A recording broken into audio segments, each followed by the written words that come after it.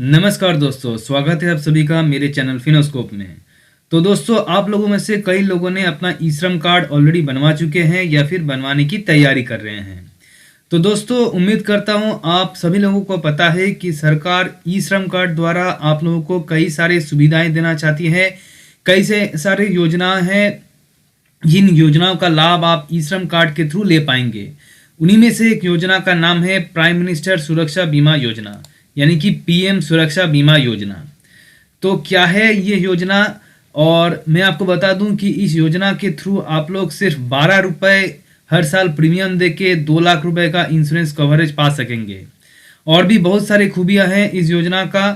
तो आज की वीडियो में हम डिटेल में डिस्कशन करेंगे पीएम सुरक्षा बीमा योजना के ऊपर। वीडियो शुरू करने से पहले आप लोगों से एक ही रिक्वेस्ट है कि आप लोगों को अगर मेरा वीडियो पसंद आए तो आप लोग मेरा चैनल फिनोस्कोप लाइक, शेयर और सब्सक्राइब कीजिए। तो चलिए लेट्स स्टार्ट। तो दोस्तों देखिए, जैसे कि आप लोग यहाँ पे देख सकते हैं कि यहाँ पे लिखा है कि इंडियन गवर्नमेंट ने ये योजना का शुरुआत किया था 2015 के बजट में। और इस स्कीम से जो मेनली जो टारगेटेड कंज्यूमर है, जिन लोगों के लिए ये स्कीम बनवाया गया है, वो मेनली असंगठित क्षेत्र में काम करने वाले हमारे मजदूर भाई हैं, जैसे कि मैकेनिक हो गया, लेबरर हो गया, ट्रक ड्राइवर, जिनको बहुत सारा ट्रैवलिंग करना पड़ता है। इन लोगों के लिए मेनली इन लोगों को टारगेट करके सरकार इस योजना का शुरुआत किया था। और इसीलिए इस योजना का जो प्रीमियम है, इस प्रीमियम बहुत ही कम है। इस योजना का सालाना सिर्फ 12 रुपये देके आप 2 लाख इंश्योरेंस कवरेज ले पाएंगे, ठीक है। और यहाँ पे इस योजना का लाभ लेने के लिए आपका जो एज यानी कि उम्र होना चाहिए वो है 18 से 70 साल के बीच। लेकिन यहाँ पे एक चीज़ का ध्यान दीजिएगा कि यहाँ पे मैंने बोला कि टारगेटेड जो कंज्यूमर है वो मेनली असंगठित क्षेत्र के काम करने वाले हमारे मजदूर भाई है। लेकिन इसका मतलब ये नहीं सिर्फ असंगठित क्षेत्र में काम करने वाले लोग ही इस योजना का लाभ उठा पाएंगे।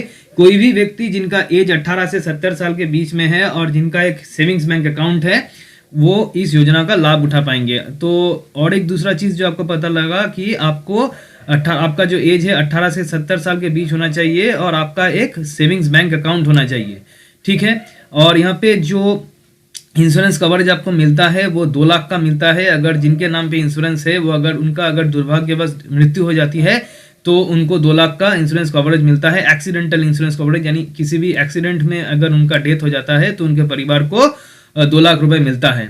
और अगर वो पार्शियली या फिर परमानेंटली डिसेबिलिटी हो जाता है, यानी कि हैंडीकैप्ट हो जाता है, तो उस सिचुएशन में उनके परिवार को 1 लाख रुपए मिलता है। मैं इस योजना का जितना भी बेनिफिट्स है पूरा का पूरा डिटेल में डिस्कशन करूंगा आगे इस वीडियो में, तो बने रहिए मेरे साथ इस वीडियो में।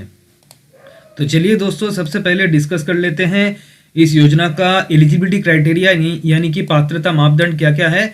तो सबसे पहले देखिए, जैसे मैंने बताया कि मिनिमम एज रिक्वायरमेंट जो है वो 18 साल है और जो मैक्सिमम एज रिक्वायरमेंट है वो है 70 साल। मैंने पहले ही बोल चुका हूँ कि इस योजना के लिए आपका जो एज होना चाहिए वो 18 से 70 साल के बीच में होना चाहिए, ठीक है। और आपका एक सेविंग्स बैंक अकाउंट होना चाहिए, और वो जो सेविंग्स बैंक अकाउंट आपका होना चाहिए वो आपके आधार कार्ड के साथ लिंक होना चाहिए, ठीक है। अब समझ लीजिए, कई लोगों का क्या होता है, उनका जो सेविंग्स बैंक अकाउंट होता है, उनका सेविंग्स बैंक अकाउंट उनके आधार कार्ड के साथ लिंक नहीं रहता है। तो इस सिचुएशन में क्या होगा, इस सिचुएशन में आपको आपका जो आधार कार्ड है वो आधार कार्ड का एक जेरॉक्स कॉपी आपका एप्लीकेशन फॉर्म के साथ जमा करना पड़ेगा। जो लोन का जो इंश्योरेंस योजना का जो एप्लीकेशन फॉर्म रहेगा, उस एप्लीकेशन फॉर्म के साथ आपको अपना आधार कार्ड का एक जेरॉक्स कॉपी जमा करवाना पड़ेगा, अगर आपके बैंक अकाउंट के साथ आधार कार्ड लिंक नहीं है तो, ठीक है।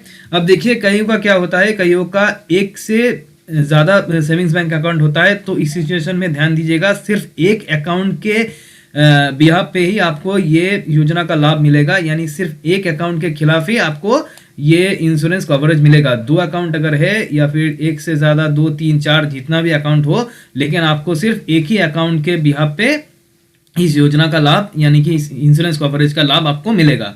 जो ईयरली प्रीमियम है, जैसे मैंने बताया, बहुत ही कम है, और ईयरली प्रीमियम है 12 रुपये, हर साल 12 रुपये करके आपको देना पड़ेगा। और ये ऑटोमेटिकली डेबिट कर दिया जाएगा, यानी कि ऑटोमेटिकली आपके खाते से डिडक्ट कर लिया जाएगा। आपको एक्स्ट्रा कहीं से आपको पेमेंट करने की ज़रूरत नहीं है। आपके बैंक के खाते से आपका जो प्रीमियम अमाउंट है, यानी कि 12 रुपये हर साल, वो आपके बैंक अकाउंट से ऑटोमेटिकली कट लिया जाएगा या फिर डिडक्ट कर लिया जाएगा। ठीक है, और यहाँ पे ध्यान दीजिएगा कि ये जो पॉलिसी रहेगा ये हर साल रिन्यू किया जाएगा, यानी कि पॉलिसी 1 साल के लिए होगा और हर साल रिन्यू करना पड़ेगा, इसीलिए हर साल आपके खाते से 12 रुपये काटे जाएंगे, 12 रुपये ऑटोमेटिकली आपके खाते से काटे जाएंगे।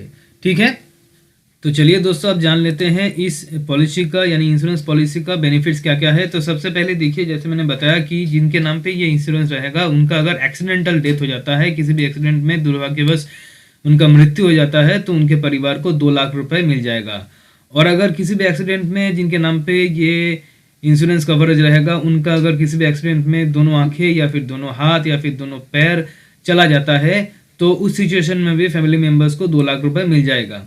और अगर एक आंख या फिर एक हाथ या फिर एक पैर चला जाता है, तो उस सिचुएशन में 1 लाख रुपए उनके फैमिली मेम्बर को एज ए कंपेंसेशन मिल जाएगा इस इंश्योरेंस कवरेज के थ्रू। ठीक है, तो दोस्तों अब बात कर लेते हैं इस पॉलिसी का टर्मिनेशन कब हो जाएगा, यानी कि कब ये समाप्त हो जाएगा।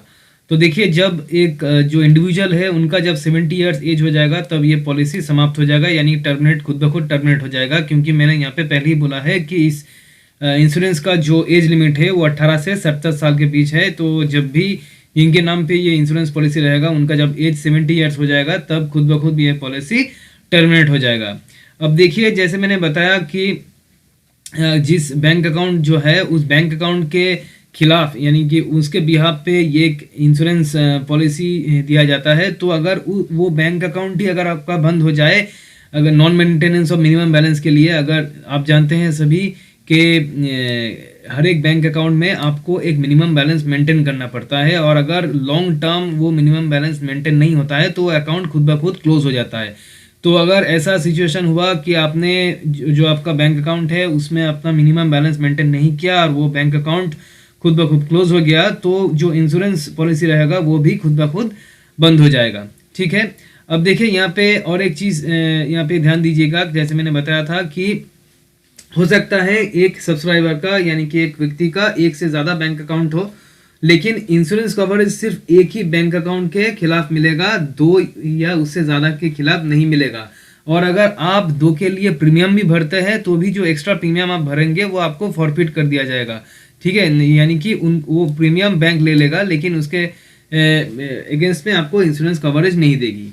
ठीक है, अब देखिए, कोई भी टेक्निकल इशू के लिए अगर वो जो इंश्योरेंस पॉलिसी है वो अगर बंद हो जाता है तो आप फिर से उसको चालू कर सकते हैं, लेकिन उसके लिए आपको जितना जी प्रीमियम आपने नहीं दिया है वो प्रीमियम आपको फुल्ली पेमेंट करना पड़ेगा, उसके बाद ही वो इंश्योरेंस पॉलिसी फिर से चालू हो जाएगा। ठीक है, अब देखिए यहाँ पे ध्यान दीजिएगा, जैसे मैंने बताया था कि जो प्रीमियम है इस पॉलिसी का, उस पॉलिसी का प्रीमियम खुद ब खुद आपके अकाउंट से ऑटो डेबिट कर दिया जाएगा, और हर महीना ऑटो डेबिट करके जो इंश्योरेंस जो कंपनी है उसके अकाउंट में ट्रांसफ़र कर दिया जाएगा। ठीक है, तो दोस्तों आज हम लोगों ने डिस्कस किया प्राइम मिनिस्टर सुरक्षा बीमा योजना के ऊपर। उम्मीद करता हूँ आप लोगों को ये वीडियो पसंद आया होगा। हमने इस वीडियो में पीएम सुरक्षा बीमा योजना के ऊपर पूरा डिटेल में डिस्कशन किया है। एलिजिबिलिटी क्राइटेरिया क्या क्या है, बेनिफिट्स क्या क्या है, टर्मिनेशन कंडीशन क्या क्या है, सब हमने डिटेल में डिस्कस किया है। तो उम्मीद करता हूँ आज का वीडियो आप लोगों को पसंद आया होगा, और अगर आप लोगों को मेरा वीडियो पसंद आए तो आप लोग मेरा चैनल फिनोस्कोप लाइक शेयर और सब्सक्राइब कीजिए। तो मिलते हैं एक नए टॉपिक में, नए वीडियो में, तब तक के लिए खुश रहिए, सेफ रहिए। Thank you.